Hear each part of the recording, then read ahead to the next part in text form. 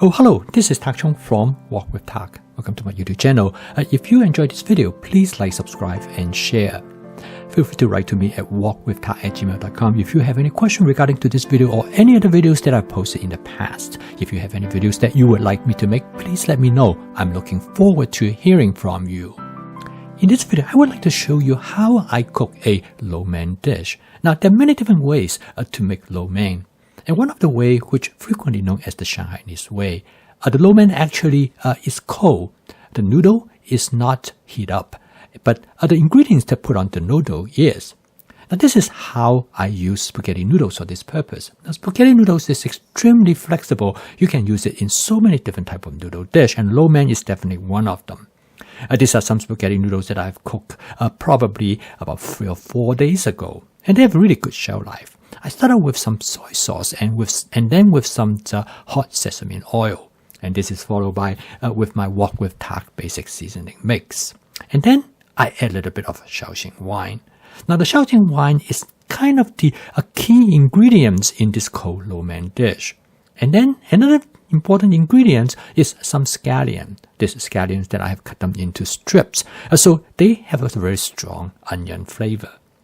And finally, I garnish it with some scallion, which is the scallion that's on the top part, the green portion of the scallion.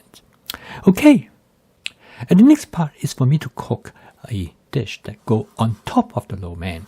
I'm going to cook a chicken and broccoli stir-fry dish. And the nice thing about this lo mein is that you can put almost anything on top of it.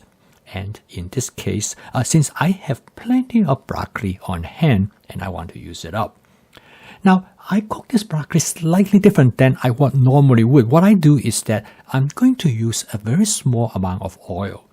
Now, broccoli has a tendency to suck up the oil, and the floret is almost like a blotting paper. They just block up the oil. As you can see now, at the bottom of the wall, you have hardly any oil left. And this is actually turned out to be what I intended to be.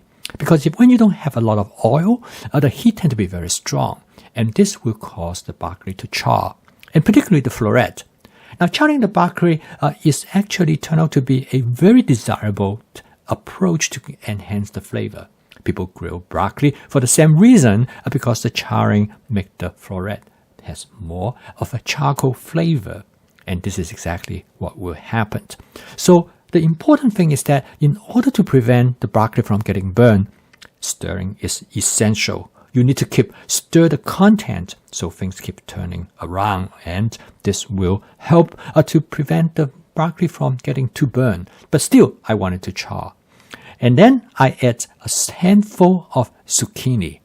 Now again, the amount of zucchini I add is based on what I have on hand, and then I also add a handful of carrot.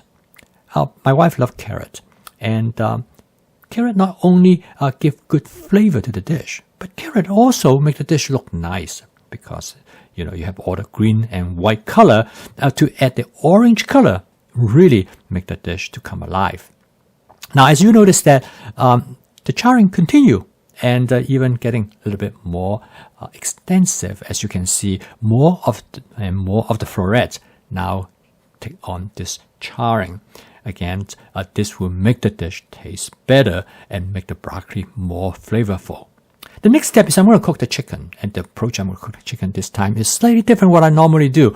I first coat the chicken with cornstarch, and this will help to keep the chicken a little bit more moist and tender. And I'm going to cook the chicken right in the middle of the wok. And this approach is kind of like a shortcut because it takes less time when you cook everything together like this. So I'm trying to stir fry the chicken in the middle, and I'm not going to try to fry the chicken. I just want to get it cooked in some extent, and then I'm going to mix everything together and stir fry them. Now you notice that at the bottom of the wok, there's some of the cornstarch which come from the chicken become stuck at the bottom.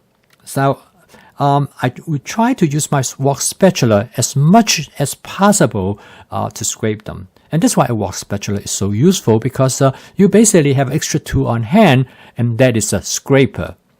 As you notice that the cornstarch seems to be really reluctant, and even though when I try to scrape them off, they seem to accumulate it very quickly. So now I have my second trick to remove them, that is use water to steam them off.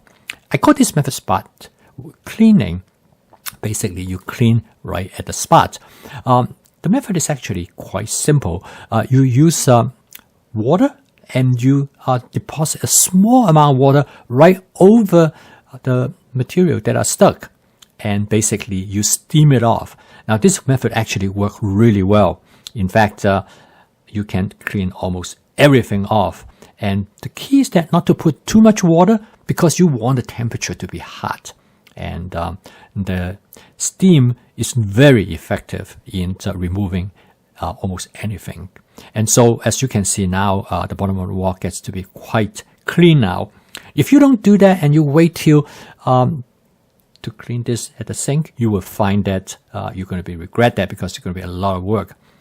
I'm going to season this dish with only oyster sauce. Oyster sauce go very well with both chicken and broccoli, and I'm going to start out with a small amount. This is my strategy. Usually when I season a dish, I start out with what I would call the minimum amount, because I can always enhance it by add more. If you add too much, you cannot take them back out. So that will be my suggestion and advice. So as I continue to stir fry, the chicken is almost done, and the broccoli looks pretty good too. And after I did a taste test, I decided I'm going to add a touch more oyster sauce. Again, I can always add more if it turns out to be not as strong as I would like. Since I'm adding more water to it, it is diluting the flavor of the oyster sauce. And the reason I add more water because I want to create a sauce for the noodles.